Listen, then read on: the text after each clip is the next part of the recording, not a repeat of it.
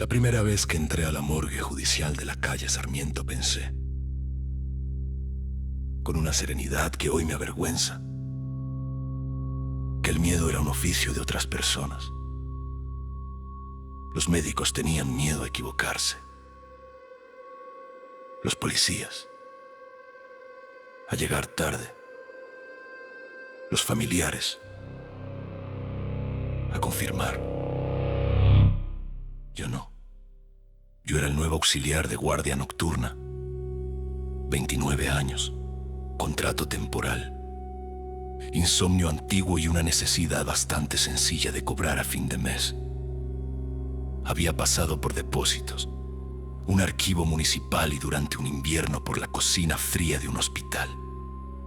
El olor a desinfectante, a metal viejo y a humedad no me intimidaba.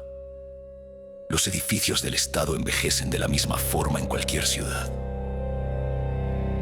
Primero se agrietan, después aprenden a callar. La morgue ocupaba el subsuelo de un palacio judicial de otra época. Techos altos, azulejos blancos cuarteados, puertas pesadas con vidrio opaco, herrajes que parecían diseñados para durar más que quienes los tocaban. El supervisor, Ibarra, me recibió a las 8:20 con un apretón de mano seco y un gesto cansado que no parecía descortés, solo gastado. Me enseñó el libro de ingresos, la cámara refrigerada principal, la sala de autopsia cerrada para la noche, el tablero eléctrico que no debía tocar salvo corte real, y el pequeño escritorio junto a la puerta, donde alguien había dejado una radio sin pilas y un termo vacío. Había formol en el aire, sí, pero no solo eso. Debajo estaba el olor dulzón de la ropa húmeda, del caucho de los guantes, del acero lavado muchas veces.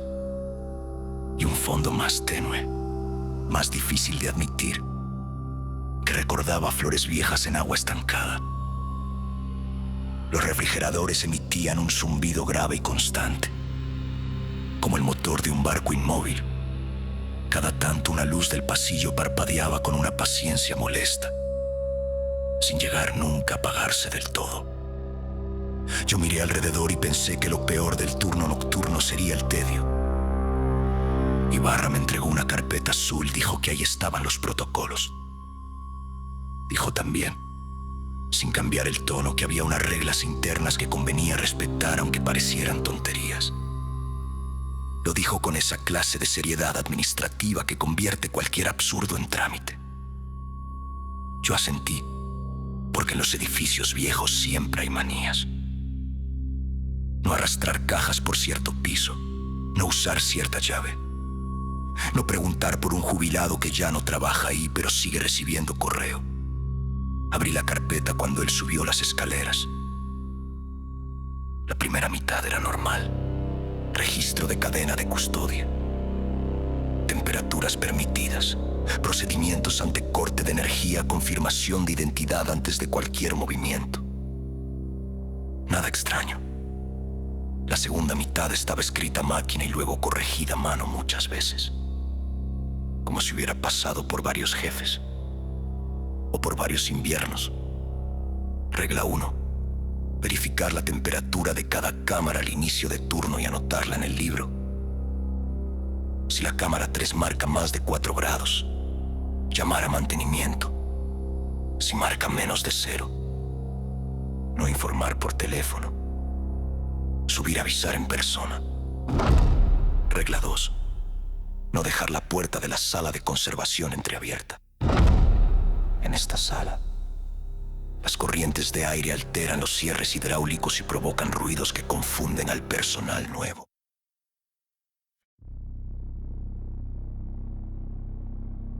Regla 3.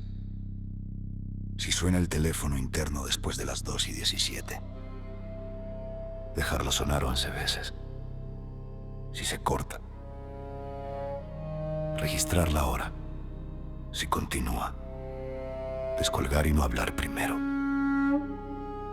Regla 4. Si escuchas un golpe seco dentro de la gaveta 14, no la abras. es solo la dilatación del metal. Si el golpe es un rascado rítmico, abandona la sala inmediatamente. Regla 5. No cubras los espejos de acero pulido con paños ni papeles durante la noche. Aunque el reflejo moleste, deben quedar despejados. Recuerdo que sonreí, no por valentía, sino por esa costumbre automática de los escépticos cuando algo les parece una superstición mal redactada. Pensé que era una broma vieja, un folclore de guardia para probar al nuevo. Incluso la regla 4 me pareció una exageración de tono hospitalario, casi una humorada. La dilatación del metal sí era real. El rascado rítmico, claro, era el remate.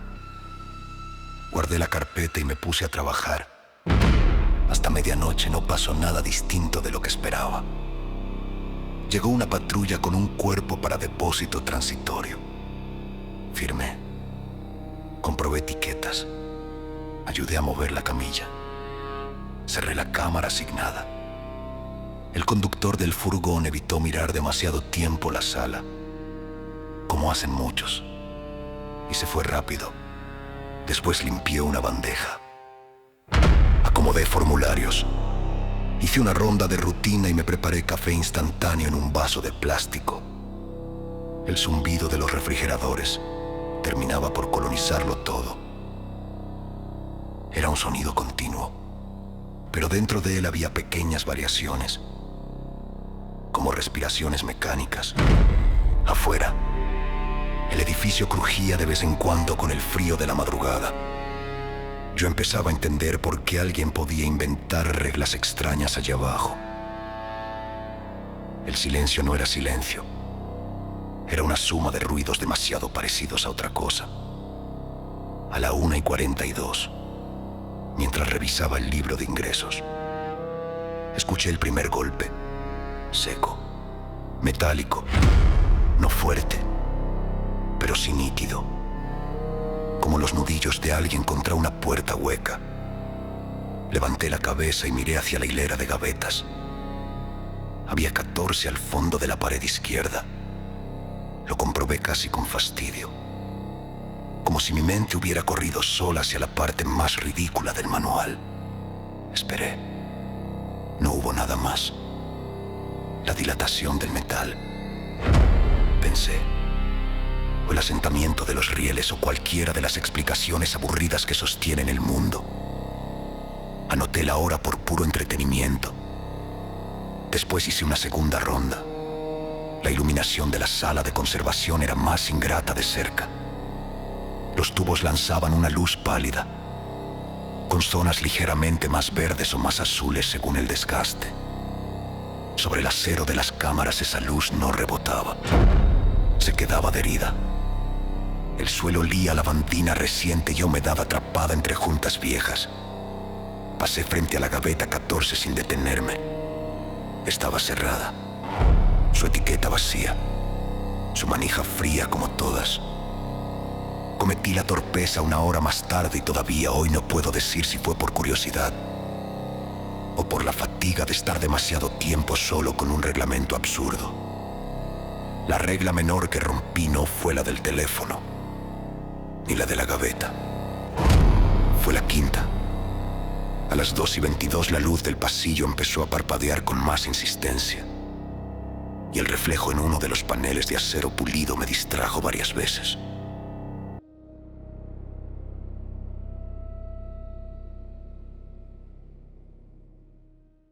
El espejo improvisado devolvía una imagen sucia de la sala, apenas suficiente para hacerme notar movimiento donde no lo había. Yo había dejado un paño de limpieza sobre el carrito de instrumental. Lo tomé y cubrí el panel para ahorrarme esa molestia.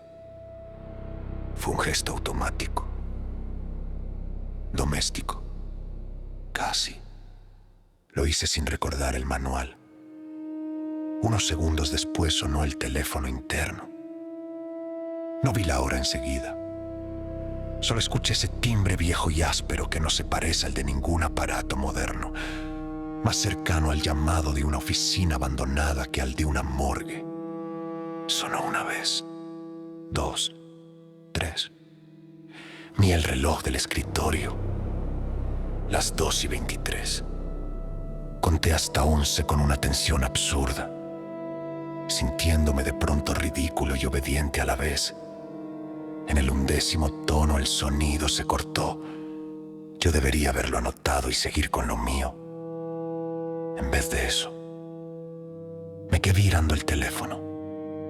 Supongo que ya estaba inquieto por haber roto una regla y buscaba una forma barata de recuperar el control. Lo descolgué aunque la línea estaba muda. Dije hola. Lo dije casi en voz baja, como si temiera molestar a alguien dormido. No respondió nadie, pero escuché algo. No una voz, no una respiración. Era más bien un roce, leve y persistente, parecido al sonido de una yema sobre papel húmedo.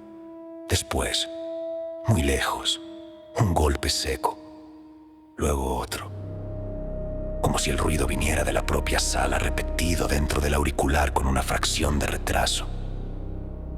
Colgué despacio. En ese momento recordé el paño sobre el acero pulido. No sé explicar por qué eso me inquietó más que el teléfono.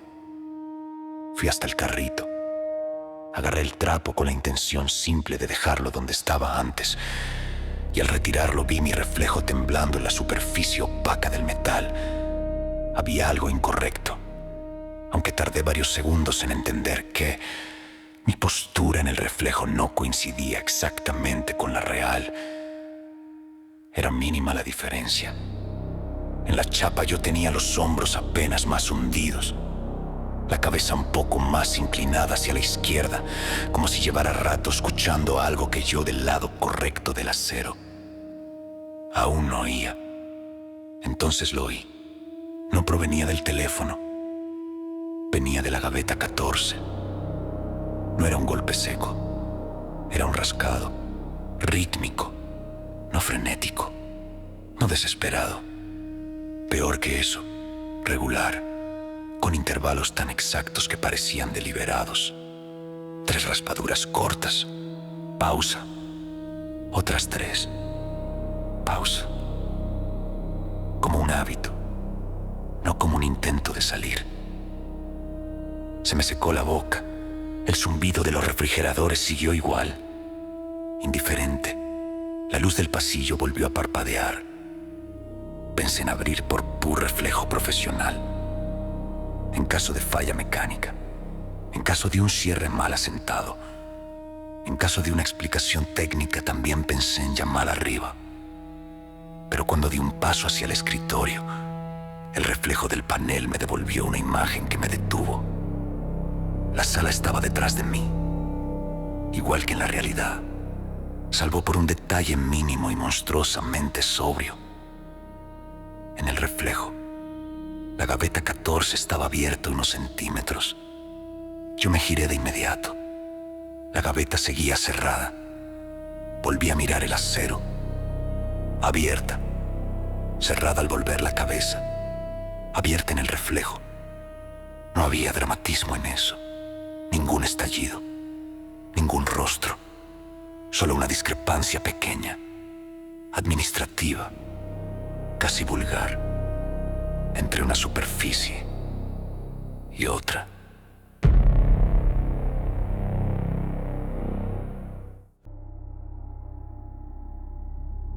Creo que ahí empezó el verdadero miedo. No en la idea de algo imposible, sino en la posibilidad de que la morgue obedeciera una lógica tan material como cualquier otra, solo que distinta de la mía. Recordé la regla 4. Abandona la sala inmediatamente. Eso hice. Crucé la puerta sin correr, porque correr me habría obligado a aceptar algo que todavía estaba tratando de nombrar. Cerré detrás de mí. Me quedé en el pasillo con la espalda apoyada en la pared de azulejos fríos, escuchando el temblor de la luz y el rumor profundo de los motores. Desde allí el rascado parecía amortiguado. pero seguía presente. 3 veces. Pausa. 3 veces. Subí a avisar en persona, como indicaba la regla 1 para otra clase de emergencia, y encontré la oficina del primer piso vacía. El guardia de recepción estaba dormido con la radio encendida muy bajo. Ibarra no respondió el celular. Volví a bajar acompañado por ese cansancio sucio que llega cuando uno ya no sabe si el cuerpo le pertenece del todo. La morgue estaba en silencio. Entré despacio. La gaveta 14 seguía cerrada. El panel de acero devolvía mi imagen con una fidelidad tranquila, casi amable. Retiré el libro de ingresos del escritorio con manos que intentaban no temblar y anoté la hora. El sonido y la observación más neutra que pude escribir. Después me quedé sentado hasta el amanecer sin apartar la vista de la puerta. A las 6:10 llegó Ibarra, leyó la anotación. No hizo preguntas y fue directo a la pared izquierda. Yo me levanté para decirle lo del reflejo, lo del teléfono, lo del paño. No me dejó empezar. Abrió la carpeta azul, arrancó la hoja de las reglas, la dobló con cuidado y la guardó en el bolsillo interior del saco. Después señaló la gaveta 14. La etiqueta, que yo recordaba vacía, tenía ahora un apellido escrito a mano con tinta negra. Era el mío. Ibarra la miró apenas un segundo, como quien confirma un error de inventario que ya esperaba encontrar. Sacó la etiqueta, la rompió en 4 partes y las tiró al cesto. Luego me dijo que me fuera a casa a dormir y que esa noche no hacía falta que volviera. Le pregunté si alguien me estaba tomando el pelo. Me respondió que no era personal, que a veces la morgue incorporaba gente y tardaba un poco en aprenderse sus nombres.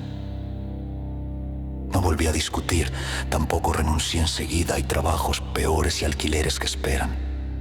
Esa misma tarde me llamaron de administración para confirmar que seguía asignado al turno nocturno de toda la semana. Cuando pregunté por Ibarra, me dijeron que el supervisor con ese apellido había muerto hace 9 años, de un infarto, en su oficina del primer piso. Todavía conservo la carpeta azul. No sé cómo llegó a mi bolso. La hoja de las reglas está otra vez en su sitio, impecable, como si nunca hubiera sido arrancada. Solo hay un cambio. La regla 5 ya no dice que no cubras los espejos de acero pulido con paños ni papeles durante la noche. Ahora dice que si ya lo hiciste y al retirar el paño tu reflejo tarda en imitarte, no regreses al turno siguiente. Esta noche entro a las 10. No pienso ir. Y, sin embargo, desde hace 1 hora escucho en el pasillo de mi departamento un rascado regular, paciente. Siempre en grupos de 3. Y esta es la historia de hoy. Espero la hayas disfrutado. Si te gustó, ayúdame dejando tu like para seguir creando más historias. Deja tu comentario sobre algo que te gustaría escuchar. Y si crees que a alguien le interesaría escuchar esta historia, compártela. Muchas gracias.